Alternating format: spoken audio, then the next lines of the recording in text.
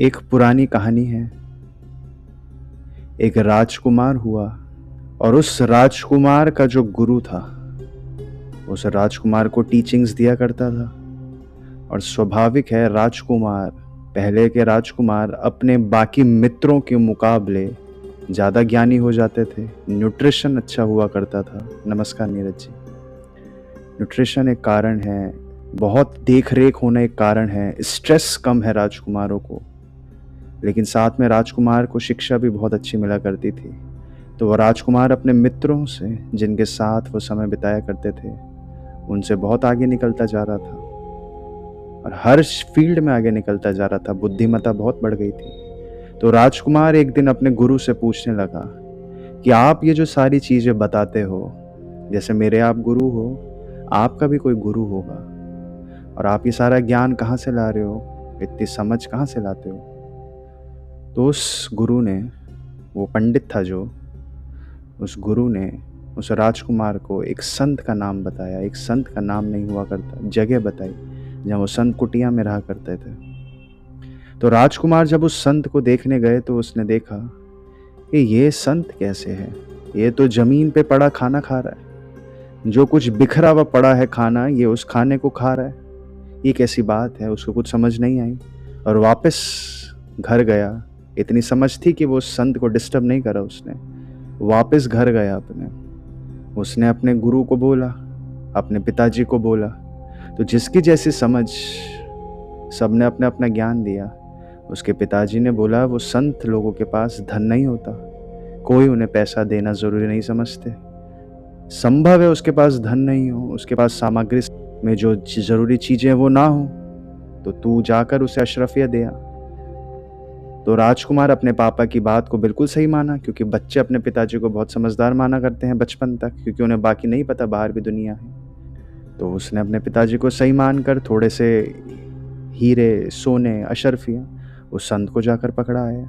और अगले दिन वो चुपके से फिर से उस संत को देखने गया, पेड़ के पीछे से छुपकर। जब उसने संत को देखा, स्वाभाविक है संत के पास घर भी नहीं था, तो उसने देखा ये संत तो फिर से जमीन पे पड़े खाना खा रहा है। राजकुमार को कुछ समझ नहीं आया, उसे लगा बड़ी भूल चूक हो गई है, मेरे पिताजी ने कुछ गलत नुस्खा बताया होगा। हमने वजीर के पास गया, क्योंकि वजीर बहुत होशियार माने जाते हैं। तो उस राजकुमार ने जब अपने वजीर से पूछा, तो उस वजीर ने बोला तुम क्यों अशरफिया दे रहे हो? इस संत को कहाँ पता इस अशरफिया को कहाँ बेचा जाए, कहाँ से पैसा आए, कहाँ से वो कटोरा खरीदेगा? तुम जाकर सीधे उसे एक सोने या चांदी की कटोरी दो, उस कटोरे में वो रख कर भोजन करेगा, और उस कटोरे के साथ उसे अनाज भी दो और वो अनाज पका कर खाएगा। संभव हो तो खुद पकड़ा दो उसे ये सब। तो उस राजकुमार को, उस स्वाभाविक वजीर की बात ज़्यादा समझ लगी कि अशरफिया को क्या करेगा ये संत। तो उसने उस संत को चांदी के चम्मच, कटोरी, ग्लास और भोजन, अनाज ये सब भिजवाया। और फिर वो दोबारा जब तीसरे दिन देखने गया तो उसने देखा ये संत फिर से जमीन पर पड़े टुकड़े खा रहा है। उसे कुछ समझ नहीं आया। जब थोड़ी पड़ताल करी तो पता चला वो अशरफियां उस संत ने गांव वालों को दे दी। और फिर कटोरी और चम्मच और ये सारी चीजें भी उस राजकुमार ने देखा, वो भी गांव के बाकी लोगों के पास पहुंच गई, और बाकी लोग खुश हैं और वो खा रहे हैं उसमें। कुछ समझ नहीं आया। जब उस राजकुमार को, उसने सारी कोशिशें करी, तो उसने पंडितों की जमावट बुलाई। ये सारे पंडित, सारे बुद्धिमान लोग इधर आओ और मुझे फाइनली फैसला करके बताओ कि इस संत का मैं क्या करूं, इस संत को मैं कैसे इसकी लाइफ सुधारूं। क्योंकि हम सबको लगता है कि सुधरी हुई लाइफ खूबसूरत लाइफ होती है, धन की लाइफ। हम सबको लगता है हीरे चांदी से जड़े हुए बिस्तरों पर हम सोएं। तो सारे जब पंडित इकट्ठा हुए, उस ज्ञान के सारे बुद्ध पुरुष, या कहें हम ज्ञानी पंडित, सब ने राजकुमार को ये समझाया कि संत को कुछ नहीं चाहिए, संत को बस एक कीमती चीज चाहिए होती है, और वो है आपका सरेंडर, आपका ध्यान, आपकी डिवोशन। और इससे ज़्यादा किसी संत को कुछ नहीं चाहिए। तो राजकुमार को जब ये बात समझ आई तो उसे बिल्कुल सही लगी, और वो रोज़ उस दिन के बाद से उस संत के पास जाकर बैठ जाया करता था। उसे लगता था कि संभव है मैं यहाँ पर बैठूं तो इस संत को लगे कि हाँ, कोई मेरी बातें सुनने आया है। हो सकता है मैं धन नहीं दे सकता, अपना सरेंडर ही, अपनी डिवोशन ही दे दूं, क्योंकि ये बातें भी उसे उस पंडित ने बताई थी, उस पंडितों के समूह ने बताई थी कि शायद उस संत को तुम अपना डिवोशन दे सको। क्योंकि पंडितों को बहुत खूब लगता है कि उनके चारों ओर लोग बैठ जाएं, एक जमावट इकट्ठा हो जाए, क्योंकि पंडित तो हीरे चांदी की ज्वेलरी नहीं पहन सकते, तो उन्हें छुपी हुई चीज़ चाहिए, उन्हें लोगों का ध्यान चाहिए। और ध्यान पाने के लिए पंडित जोकर भी बना करते हैं। आज आप देखते होंगे कितने कितने नाटक रचने पड़ते हैं लोगों का ध्यान लाने के लिए, लोगों को इकट्ठा करने के लिए, लेकिन उन पंडितों को संत की स्थिति नहीं पता।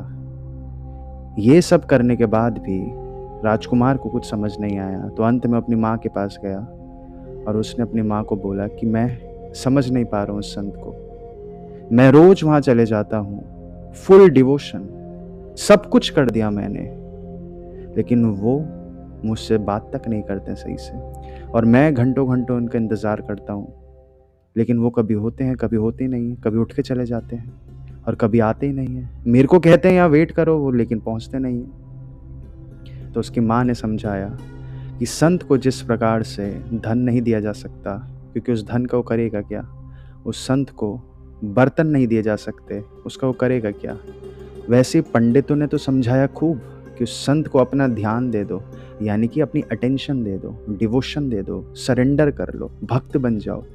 लेकिन उन संतों को भक्ति भी नहीं चाहिए।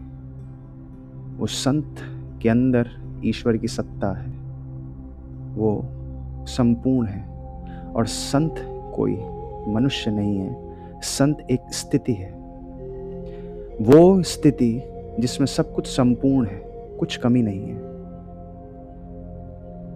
हम सब लोग भी जब लोगों से बातें करते हैं, लोगों से इंटरेक्शंस करते हैं, हम क्यों दूसरों की तारीफों से खुश होते हैं?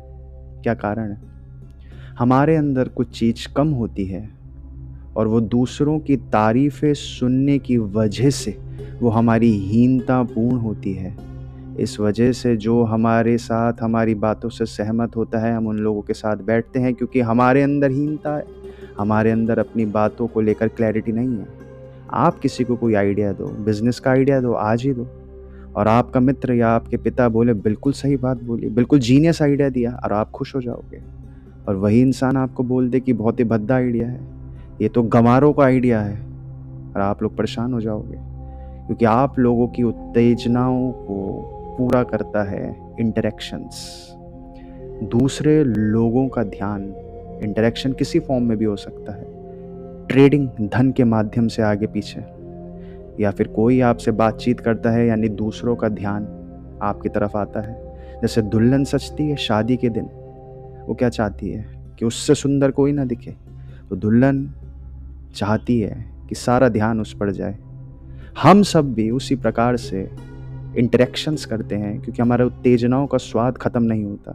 हमारे उत्तेजनाओं का स्वाद कभी काम वासना से हम पूर्ण करते हैं, कभी गाड़ियाँ खरीद के हम पूर्ण करते हैं, मूवीज़ देख के पूर्ण करते हैं, घूम कर पूर्ण करते हैं, और अपने उत्तेजनाओं का स्वाद हम दूसरों से तारीफ़ें सुन सुन कर भी पूर्ण करते हैं। और पूर्ण क्या चीज़ होती है? पूर्ण वो चीज़ होती है जो कोई चीज़ अधूरी हो। हम अपने पर उतना ध्यान कभी नहीं लगा पाए, हम अंतर्मुखी ना होकर बाहिरमुखी हैं, तो हमारे अंदर छोटे छोटे से छिद्र हैं, छोटी छोटी सी कमियां हैं, छोटे छोटे से लीकेजेस हैं। जिन चीज़ों को कोई छू देता है तो हमें दुख हो जाता है, क्योंकि आपके अंदर का परमात्मा जानता होता है कि कमी है, और सच में आपको मुक्ति हो चुकी है, तो आपको कभी किसी भी चीज़ का दुख कोई दे ही नहीं सकता। वो संत की स्थिति है, उसका ध्यान इतना अंतर्मुखी है कि उसे इंटरेक्शंस की वजह से जो सुकून भी मिलता है पंडितों को, जो भीड़ इकट्ठा हो जाती है पंडितों के चारों ओर, वो भी उसको नहीं मिलती, क्योंकि वो खुद में संपूर्ण है। संत के अंदर परमात्मा की सत्ता है, संपूर्ण है संत। तो ये बात उस राजकुमार को समझ आई कि संतों को डिवोशन भी नहीं दी जा सकती, सिर्फ संतों से समझा जा सकता है, संतों से ज्ञान लिया जा सकता है। ये बात आज के युग में बहुत ही महत्वपूर्ण है। हम सब बाहिरमुखी इसलिए हैं, हम सब धन तो छोड़ देते हैं, लेकिन हमें दूसरों से मिलने वाली तारीफों का स्वाद नहीं छूटता, क्योंकि वह अहंकार की पूर्ति करता है, और अहंकार का पिता है हीनता, हमारी हीनता। और हीनता क्यों है? हम अपनी चीज़ों पर, अपनी विचारधाराओं पर, क्योंकि शुरुआत में आपकी विचारधारा है कि मैं ध्यान करूंगा, मैं धन नहीं कमाऊंगा। ये ज्ञान नहीं है, विचारधारा है आपकी, आपने सीखा है कहीं से। आपका सारा का सारा उठ के चले जाए, और वो संत वो क्यों जमीन पर खाता था ये भी आप समझे। क्या शौक पड़ा था उसे जमीन पर खाने का? वो संत मुक्त है, वो मुक्त है। वो किसी कटोरे के बंधन में भी नहीं बंधना चाहता कि कल की तारीख को कटोरा ले जाए। और वो संतों की बहुत खतरनाक स्थिति होती है, उन्हें भोजन भी ना मिले तो भूखे रहने को तैयार हैं, क्योंकि शरीर से वो बाहर आ जाते हैं।